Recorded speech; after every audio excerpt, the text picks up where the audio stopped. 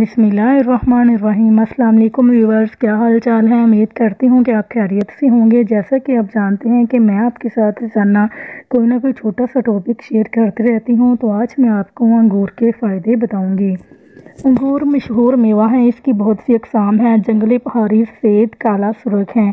असल में दो रंग और दो अक़साम के ज़्यादा होते हैं। सफ़ेद और स्याह बेहतर वो है जो गर्मी के मौसम का हो। उसका मिजाज पहले दर्जे में गर्म तर है। पका हुआ अंगूर जल्दी हजम हो जाता है।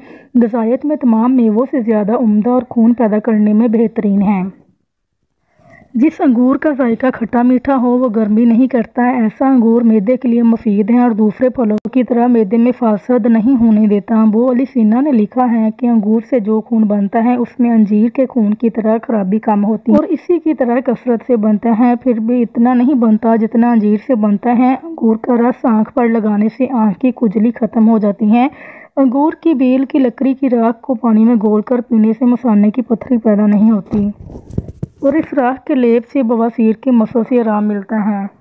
अंगूर का इस्तेमाल जिस्म में फासद मादों का अखराज करता है। खांसी, ज़ुकाम वगैरह में भी आराम देता है।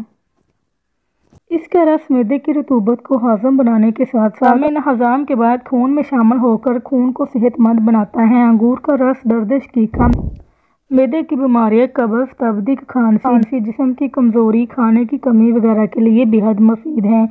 सो व्यूअर्स, ये थे अंगूरों के फ़ायदे। अगर आपको मेरा ये टॉपिक पसंद आया हो तो प्लीज़ मेरे चैनल को सब्सक्राइब करें, दोस्तों के साथ शेयर करें।